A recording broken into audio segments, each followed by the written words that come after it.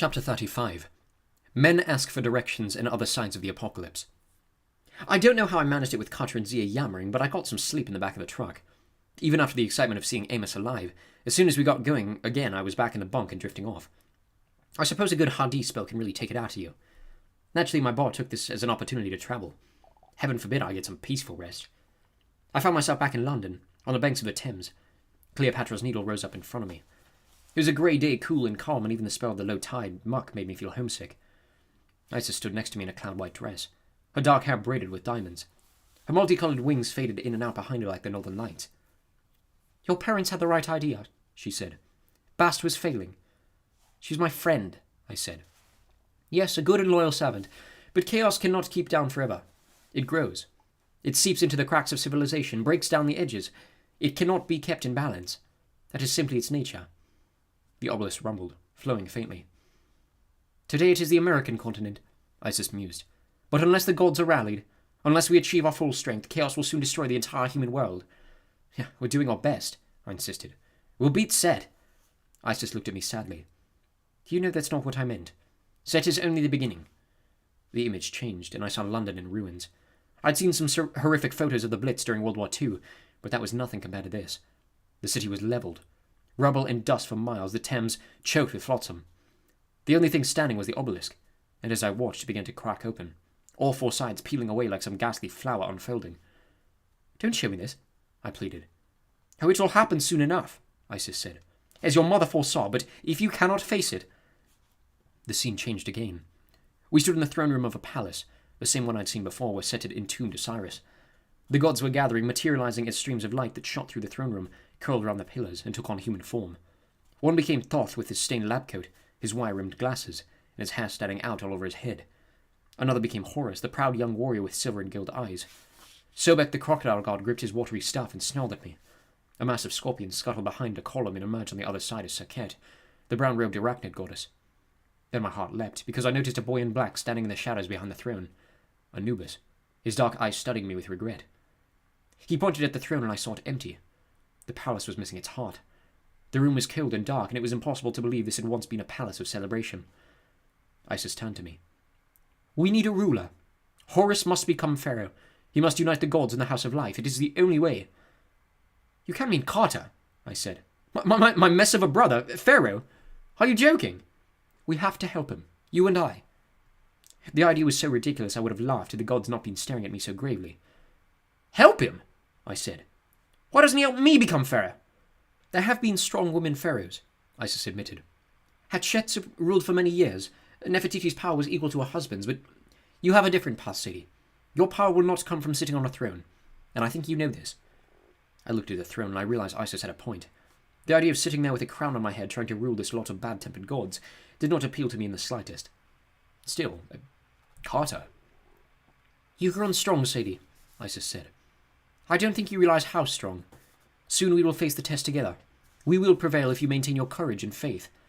"Courage and faith," I said. "Not my two strong suits." "Your moment comes," Isis said. "We depend on you." The gods gathered round, staring at me expectantly. They began to crowd in, pressing so close I couldn't breathe, grabbing my arms, shaking me. I woke to find Zia poking my shoulder. "Sadie, we've stopped." I instinctively reached for my wand. "What? Where?" Zia pushed aside the curtains of the sleeping bath and leaned over me from the front seat, unnerving like a vulture. "Amos and Cutter are in the gas station. You need to be prepared to move." "Why?"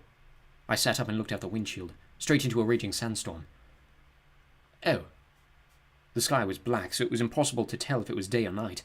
Through the gale of the wind and sand, I could see we were parked in front of a lighted petrol station. "We're in Phoenix," Zia said. "But most of the city is shut down. People are evacuating." "Time?" 4:30 in the morning, Zia said. "Magic isn't working very well. The closer we get to the mountain, the worse it is, and the truck's GPS system is down." Amos and Carter went inside to ask directions. That didn't sound promising. If two male magicians were desperate enough to stop for directions, we were in dire straits. The truck's cab shook in the howling wind. After all we'd been through, it felt silly being scared of a storm, but I climbed over the seat so I could sit next to Zia and have some company. "How long have they been in there?" I asked. "Not long," Zia said. "I wanted to talk to you before they come back." I raised an eyebrow. "About Carter? Well, if you're wondering whether he likes you, the way he stammers might be an indication." Zia frowned. No, I'm asking if I mind. Very considerate. I must say at first I had my doubts with you, threatening to kill us and all. But I've decided you're not a bad sort, and Carter's mad about you, so it's not about Carter. I wrinkled my nose. Oh. Oops. Well, could you forget what I said then? It's about Set. God, I sighed. Not this again. You're still suspicious of Amos. You're blind not to see it, Zia said. Set loves deception and traps. It's his favorite way to kill. Part of me knew she had a point. No doubt you'll think I was foolish not to listen. But have you ever sat by while someone talks badly about a member of your family? Even if you're not a favorite relative, the natural reaction is to defend them. At least it was for me. Possibly because I didn't have that much family to begin with. Look, Zia, I can't believe Amos would... Amos wouldn't, Zia agreed. But Set can bend the mind and control the body. I'm not a specialist on possession, but it was a very common problem in ancient times. Minor demons are difficult to dislodge. A major god. He's not possessed. He can't be. I winced. A sharp pain was burning in my palm, in the spot where I'd last held the feather of truth, but I wasn't telling a lie. I did believe Amos was innocent. Didn't I? Zia studied my expression. You need Amos to be all right. He's your uncle. You've lost too many members of your family. I understand that. I wanted to snap back. She didn't understand anything, but her tone made me suspect that she'd known grief, possibly even more than I. We've got no choice, I said. There's 3 hours till sunrise? Amos knows the best way into the mountain. Trap or no, we have to go there and try to stop Set. I could almost see the gears spinning in her head as she sat for some way, any way to convince me. All right, she said at last. I wanted to tell Carter something, but I never got the opportunity. I'll tell you instead. The last thing you need to stop Set. You couldn't possibly know his secret name. Zia held my gaze. Maybe it was the feather of truth, but I was certain she wasn't bluffing. She did have the name of Set, or at least she believed she did. And honestly, I'd overheard bits of her conversation with Carter while I was in the back of the cab. I hadn't meant to eavesdrop, but it was hard not to. I looked at Zia and tried to believe that she was hosting Nephthys, but it didn't make any sense. I'd spoken with Nephthys. She told me she was far away in some sort of sleeping host, and Zia was right here in front of me.